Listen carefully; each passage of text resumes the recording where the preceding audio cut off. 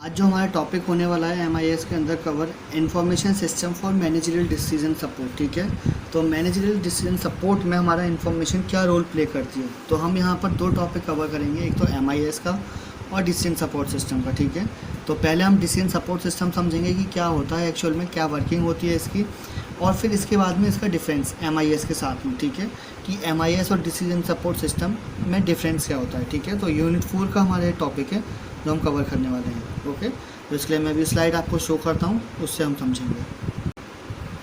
तो decision making and information system होता क्या है। तो decisions are made at all levels of the firm. तो डिसीजंस हमारे हर लेवल पे किए जाते हैं। ठीक है, लिए जाते हैं किसी भी ऑर्गेनाइजेशन के अंदर। Some decisions are very common and routine but exceptionally valuable. तो कुछ डिसीजन जो होते हैं हमारे बहुत ज़्यादा कॉमन होते हैं या रूटीन में होते हैं, और कुछ बहुत ज़्यादा वैल्यूएबल डिसीजंस होते हैं। ठीक है, IT provides new tools for managers to carry out decisions. तो जो इंफॉर्मेशन सिस्टम है या इंफॉर्मेशन टेक्नोलॉजी, ठीक है, IT हम बोल सकते हैं, ये प्रोवाइड करता है नए टूल्स मैनेजर्स के लिए ताकि वो डिसीजंस ले पाएँ ईजी वे में। ठीक है, receiving the most concrete up to date information and redistributing it to those who need to aware of it. तो जो रिसीव करते हैं इन्फॉर्मेशन वो बहुत ज़्यादा कॉन्क्रीट होती है, अप टू डेट होती है इन्फॉर्मेशन, एकदम एक्यूरेट। ठीक है, और redistributing it those who need to aware of it. तो ये इन्फॉर्मेशन उन लोगों तक दोबारा रीडिस्ट्रीब्यूट की जाती है जिनको इसकी ज़्यादा ज़रूरत होती है। ठीक है, IT does not provide any information directly but provide some capabilities to the user to analyze the decision problem and generate some meaningful information for decision making।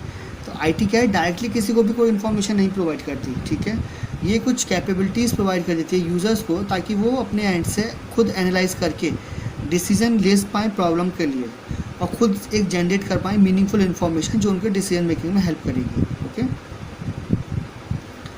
Refer to class of system which supports in the process of decision making and does not always give a decision itself। ठीक है, तो ये किससे class को ये एक class of systems को refer करती है, TSS और डिसीजन सपोर्ट सिस्टम, जो सपोर्ट करता है प्रोसेस ऑफ डिसीजन मेकिंग को। ठीक है, तो ये डिसीजन मेकिंग की जो प्रोसेस होती है उसको ये सपोर्ट करता है, और does not always give a decision itself. तो ज़रूरी नहीं है कि हर बार डिसीजन सपोर्ट सिस्टम ही ले। ठीक है, decision support system supply computerise support for the decision making process. तो DSS क्या करता है, ये कंप्यूटराइज सपोर्ट प्रोवाइड करता है डिसीजन मेकिंग प्रोसेस के लिए। ठीक है, end user actively work with the data warehouse. तो जो एंड यूज़र होता है, ठीक है, या कह सकते हैं जो यूज़र होता है वो क्या है, डायरेक्टली वर्क करता है डेटा वेयर हाउसेस के साथ में। End user apply models to represent, understand and simplify the decision situations. तो जो एंड यूज़र होता है ये अप्लाई करता है मॉडल्स को रिप्रेजेंट करने के लिए, अंडरस्टैंड करता है और सिंप्लीफाई करता है डिसीजन सिचुएशंस को। तो जो टाइप्स ऑफ डिसीजंस होते हैं, ये हमारा एक डायग्राम है, इसके थ्रू आपको मैं दिखाना चाहता हूँ। ठीक है, तो ये हमारा पिरामिड है। ठीक है, हम इसको बोल सकते हैं पिरामिड ऑफ डिसीजन मेकिंग।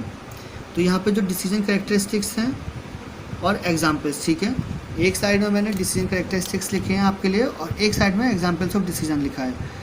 तो यहाँ पर आप देख सकते हैं, इधर ये डिसीजन कैरेक्टरिस्टिक्स हैं। तो अनस्ट्रक्चर्ड डिसीजन कौन लेता है, सीनियर मैनेजमेंट। ठीक है, डिसाइड एंट्रेंस और एग्जिट फ्रॉम मार्केट्स। तो मार्केट से एंट्री और एग्जिट को डिफाइन करना है।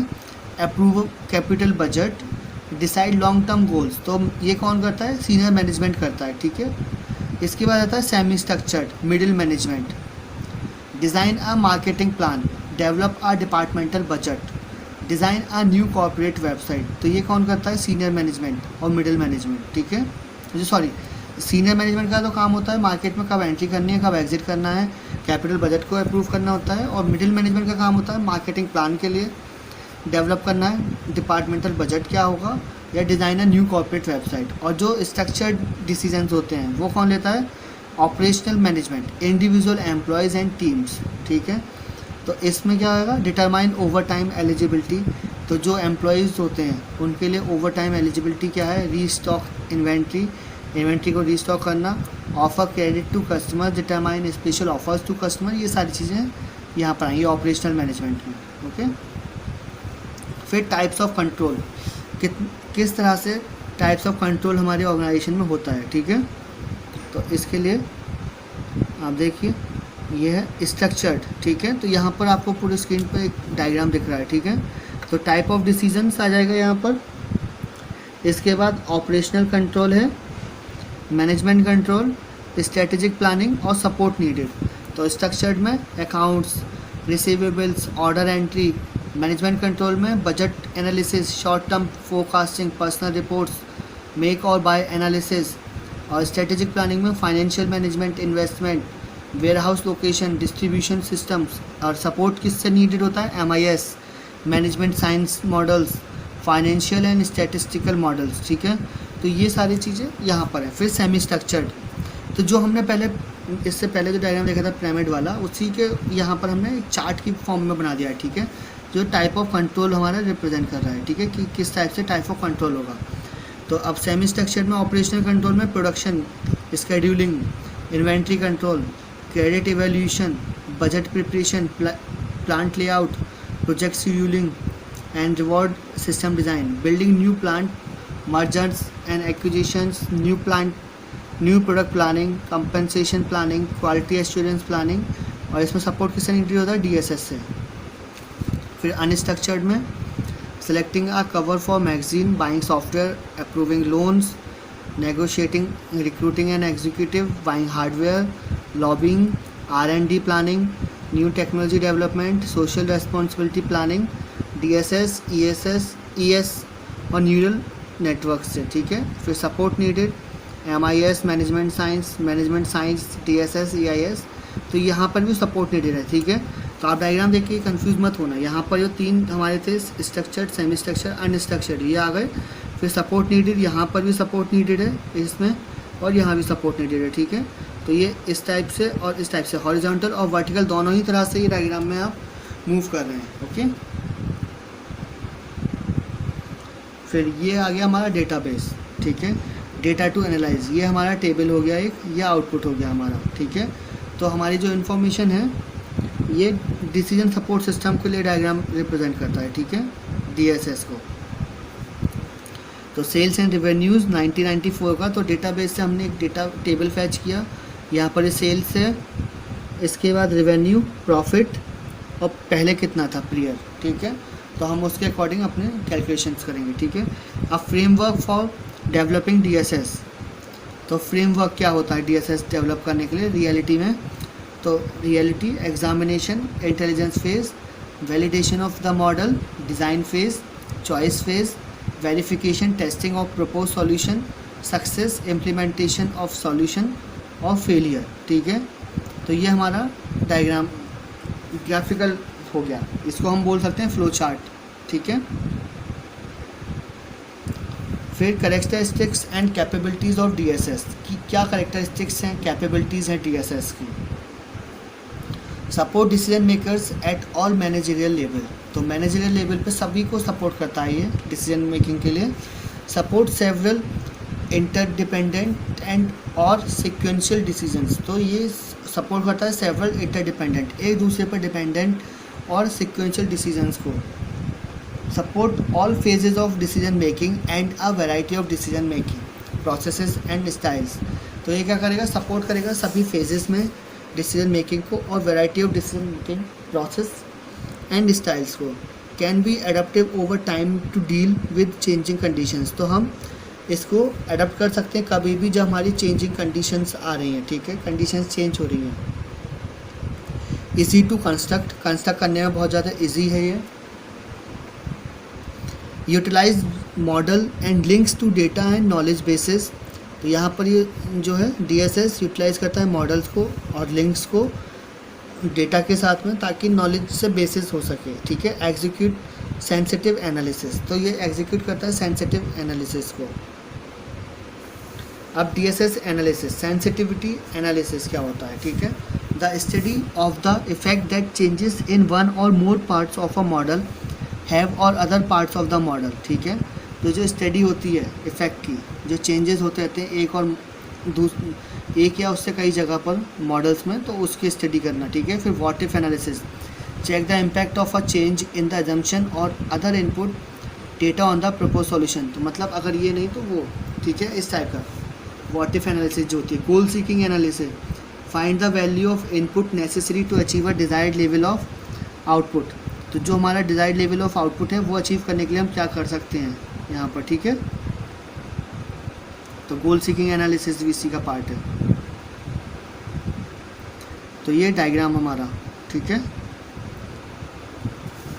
ये है हमारा components and structure of DSS, ठीक है, ये आप नोट कर सकते हैं, ठीक है।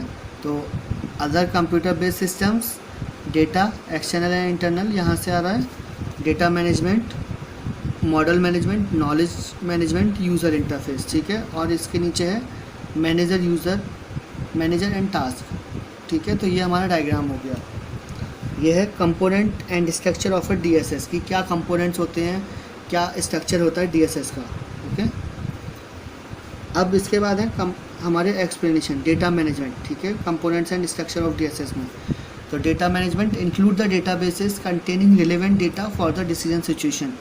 तो जो हमारा ये इंक्लूड करता है डेटा जो हमें ज़रूरत होती है, ठीक है, रिलेवेंट डिसीजंस लेने के लिए। User interface enables the users to communicate with and command the DSS, ठीक है। तो ये कमांड करने में हेल्प करता है, अनेबल कर देता है यूज़र्स को जो कम्युनिकेट कर पाएँ। Model management include software with financial, statistical, management science और अदर क्वांटिटेटिव मॉडल्स, ठीक है। तो ये क्या करता है, ये हेल्प करता है सॉफ्टवेयर विद फाइनेंशियल, स्टैटिस्टिकल, इन सब साइंस के टूल्स की हेल्प से, ठीक है। Knowledge management provide knowledge for solution of the problem, support any of the other subsystems और act as an independent component। तो यहाँ पे knowledge management होता है। इसके बाद provide passive DSS, तो passive system that aids the process of decision making but cannot bring out explicit decisions, suggestions और solutions, ठीक है। तो ये सिस्टम होता है जो प्रोसेस करता है डिसीजन मेकिंग को, जो खुद से चेंज नहीं हो सकते, ठीक है। Active DSS can bring out such suggestions, such decision, suggestions और सॉल्यूशंस। तो जो एक्टिव डीएसएस है वो कुछ डिसीजंस लेके आएगा, सजेशंस को, सॉल्यूशंस को। फिर आता है cooperative DSS allow the decision maker to modify, complete or refine the decision suggestions provided by the system before sending them back to the system for validation. The system again improves, completes and refines the suggestions of the decision maker. Repeat this process. तो ये repeat होती रहती है, ठीक है। ये decision makers को allow करता है मॉडिफाई करने के लिए, कंप्लीट करने के लिए और डिफाइन करने के लिए जो डिसीजंस उन्होंने लिए हुए होते हैं, और सजेशंस प्रोवाइड करता है by the system before sending them back to the system for validation. तो सिस्टम्स को ये सजेशंस प्रोवाइड करता है, अगर वापस भेजना होता है उससे पहले, वैलिडेशन से पहले ही, ठीक है। System again improves, complete and defines the suggestions of the decision maker. तो ये रीअप्लाई करता रहता है और ये रिपीट करता रहता है प्रोसेस को, ओके। फिर है हमारा model driven DSS, use data and parameters provided by users to assist decision makers in analysing a situation. Example decode this is an example of an open source model driven DSS generator, ठीक है। तो यहाँ पर use data parameters, फिर communication driven DSS आएगा, supports more than one person working on a share task, example Microsoft net meeting और group.